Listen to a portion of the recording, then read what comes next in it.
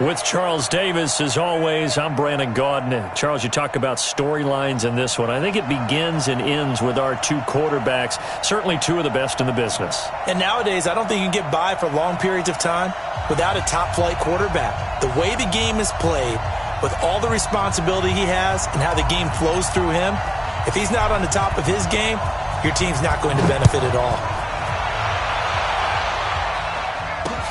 That'll be taken in the end zone. And the decision to bring it out will cost him about 5 yards as he'll get this only back to the 20.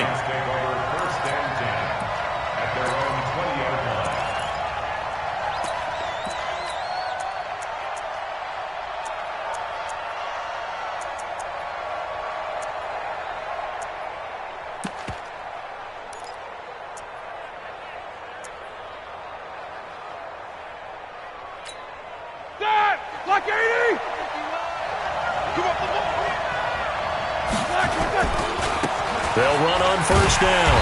Westbrook. It'll go as a loss of a yard on the game's first play. Second down. Nice play right there to stop him behind the line, but I want to see how this defense continues to play him here in the first half. Yeah, we know. You know better than I. He has the ability to take over a game, so what do you do? Yeah, I think you have to make sure that you bottle him in at varying levels, because if you crowd everyone to the line of scrimmage, if he breaks through, it's nothing but room to run. And they finally get him down, but not before he reaches the 34. So the big play changes the complexion of things. Here's 1st and 10 just outside the 30. Sony Michel, his first carry. And they're going to stop him right at the line of scrimmage. Just no cutback lane to be found whatsoever. 2nd and 10. I know that speed is the hallmark of today's NFL game, but the key to good rushing defense is still having your linebackers set the edge. Throwing on 2nd down. Roethlisberger. Nowhere to escape, and he goes down. Enough takes a start to have a good drive. Quite like a big loss on a sack, does it? No, now they're looking at a 3rd and long, and suddenly the momentum shifted to the other side of the football. And old Mo is a very, very fickle man. On 3rd down, Westbrook. 3 yards won't be enough here as that'll bring up 4th down. That was well coached and even better executed, because you saw him looking for the cutback lane, never materialized, and had excellent pursuit to stack that play up.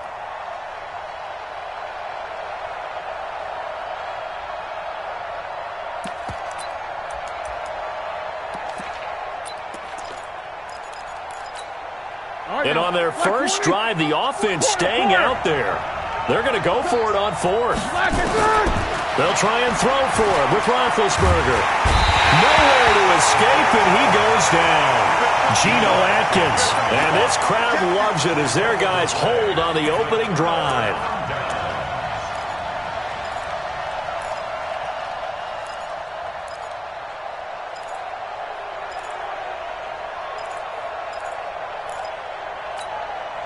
Baltimore with good starting field position as they come up 1st and 10 on their side of midfield at the 47. Now Murray. This one into the hands of Kittle, the tight end. That throw good for 4. It's 2nd down. Well, they're unable to convert that into much, but it's never a bad idea to try to get the ball into a tight end of his caliber's hands and see what kind of disruption he can cause. To throw again on 2nd down. Murray, man open, that's Calvin Ridley. And he'll go down shy of the 40 at the 41. That one a 1st down pickup of 8.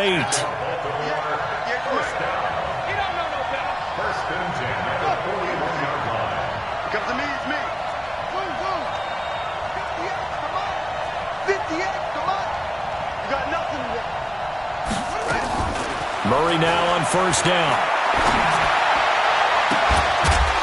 And that's going to be incomplete. Too tough to hold on to that one. It's 2nd down.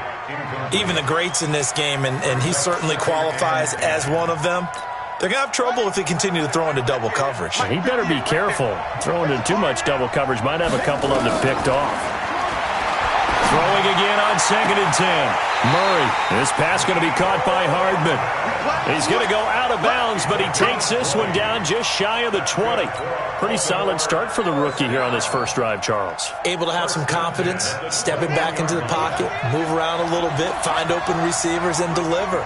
That just means his confidence is going to continue to grow because he's getting more and more comfortable with each completed pass. Now a throw to the end zone on 1st down, but it winds up incomplete. That's already the 3rd time they've looked his way on this opening drive. He's caught one of the 3. But that doesn't mean they won't continue to go in that direction. It feels like they think they've got something good going there, and they think those numbers are going to increase. They'll run with White. And he takes it down to the 10-yard line. 11 yards there, 1st down.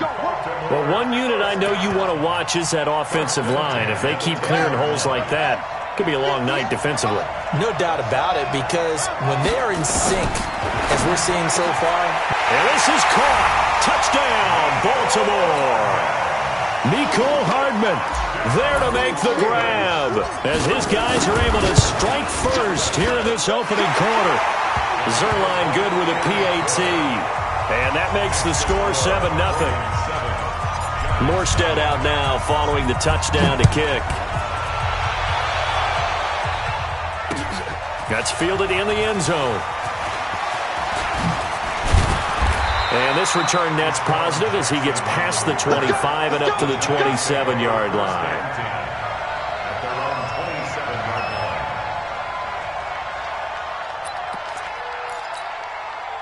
The Giants offense at the line, ready to begin their next drive. And last time out, went for it on 4th down, turned it over, gave him great field position, turned it to 6 points, so they've got to recover here, Charles. It's amazing what one decision can do in the chain of events, right? The decision to go for it on 4th down. Caused all of that. It caused every bit of it, but it showed confidence. Hey, I've got confidence in you guys. Go pick it up for them. Didn't happen. Also showed confidence in the defense. They didn't pick up their end of the bargain, so now they've got to come back out and start over and rebuild that confidence. And he finally goes down, but not before reaching the 21.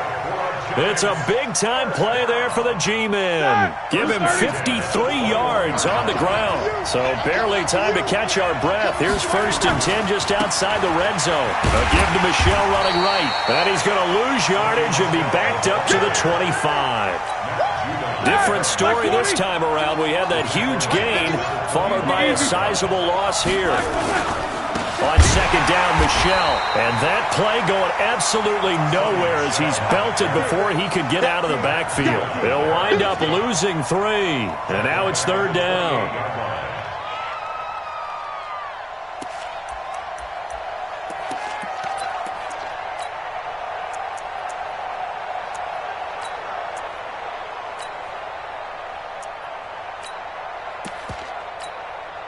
Really in a hole here, 3rd and 17 following the 2 negative plays. From the gun, it's Roethlisberger. Open man, Gronkowski complete. And he's brought down, but not before he reaches the 8-yard line. They're able to convert on 3rd down, and that sets up a 1st and goal.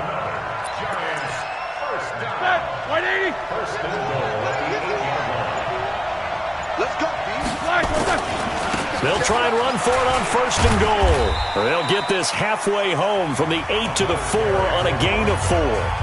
Now the Ravens going to use one of their timeouts. They'll have 2 remaining as we step aside here in this 2nd quarter. 2nd and goal from inside the 5. And he'll give it here to his running back. And that'll hurt the average a bit as this time they're able to get him behind the line. The Ravens going to use the 2nd of their timeouts.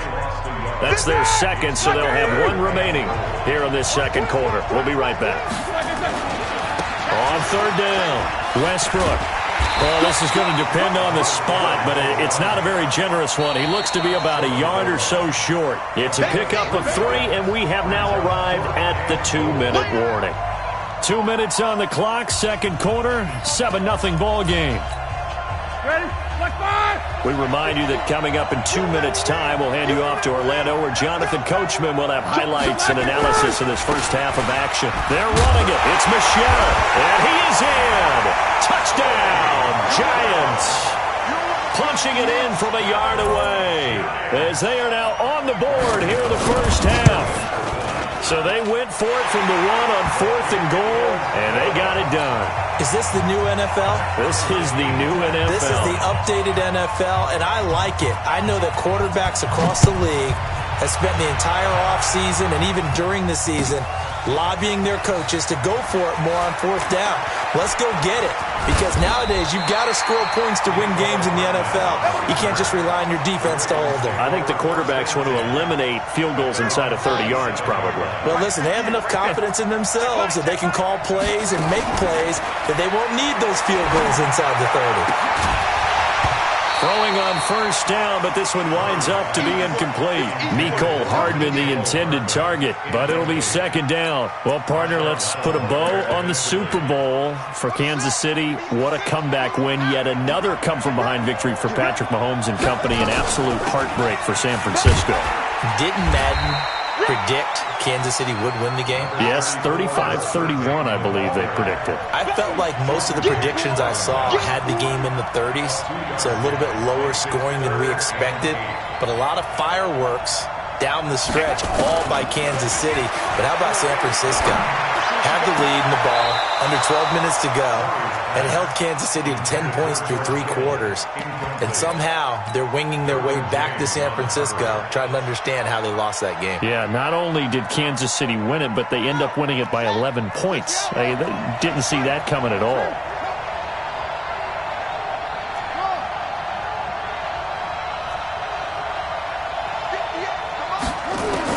They do go for it. It's Murray. And able to haul it in is Kittle.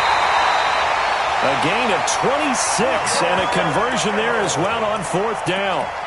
But when you hit him on the move like that, and he's able to get into open field with a full head of steam, oh boy, it's going to be tough to get him down. Yeah, there was a big window. They're lucky they did get him down. Murray now on 1st down.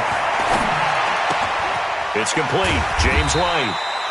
6 yards on the pickup, and it'll make it 2nd down. I know most of the time when the ball's in the air, you're thinking wide receiver, tight end, but running backs, they can be a big part of any passing offense nowadays. That's Cordero Patterson hauling it in.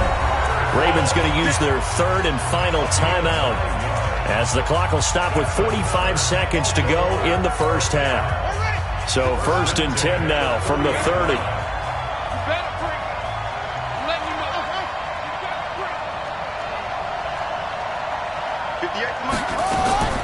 Throwing on 1st down is Murray. And nowhere to fit that football in. It's knocked away and incomplete. Marshawn Lattimore right there on the coverage. He was draped all over it. Ball on the 30 as they come up 2nd and 10.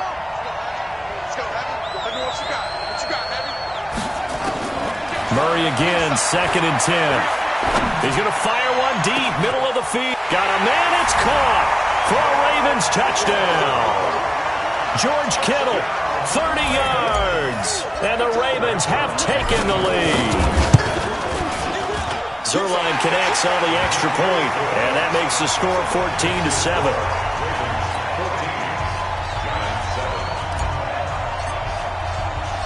Morstead out now following the touchdown to kick. This is taken at his 4. And nice work on the return as they'll start their drive just past the 30-yard line.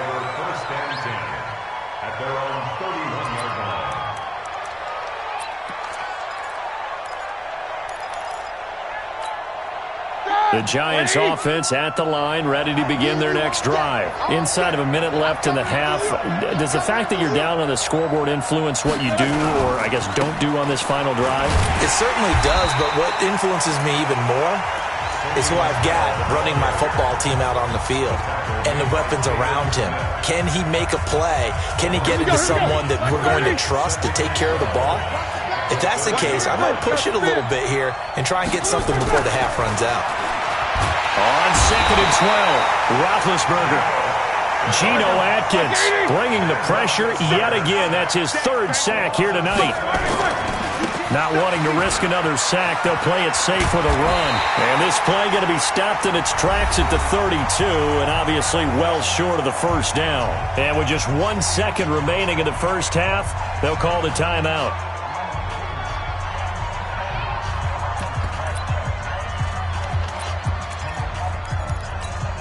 And likely time for one final play here in the half, so they will go for it on 4th down. Final play of the half. It's Roethlisberger. And he's going to go down. Couldn't get a throw off with the pressure. Maybe that was for the best, as that brings us to the end of this first half of play. Okay, Coach, appreciate it. A 1-touchdown game here as we get set to resume play in the second half. And how about this right out of the locker room? An onside kick attempt. The Ravens ready to receive it, and they've got the lead as well as we resume play in the second half. A very interesting call and one that backfires. I know they're losing, Charles, but boy, to start the second half with the onside kick, risky. Felt like a sense of urgency from their side, coupled with, you and I both know the special teams coordinators. They sell their key plays each and every week to the head coach, don't they? And I'll guarantee he's been selling this one. We can get it, Coach. We can get it. And that came together with that sense of urgency you talked about.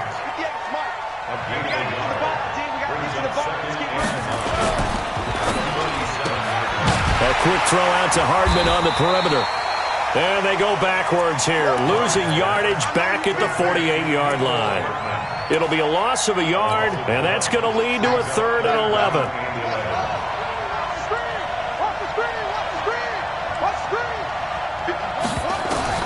Throwing is Murray on 3rd down. And he's got a man, Calvin Ridley.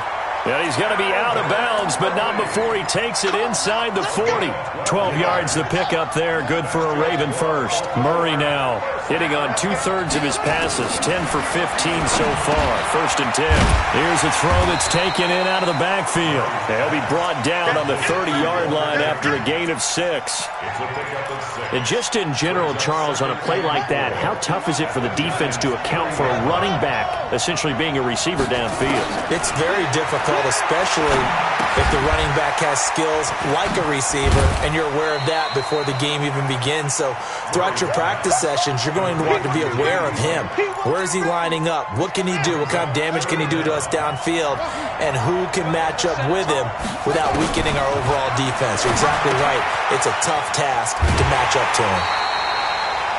Just to pick up a 3, but that is indeed enough. We always talk about having to read defenses and how complicated that is. Well, this was an excellent read. Read the pressure and got rid of the football before it even got to him for a nice game. And when they're blitzing like that, running back usually a good spot to go with the football? Without a doubt, because he's right in your sight line or he's near you. So you're able to just get it to him easily. And once he gets in space, that's usually a good matchup for him. Looking to throw again on 2nd down. Murray. And this is caught. Touchdown.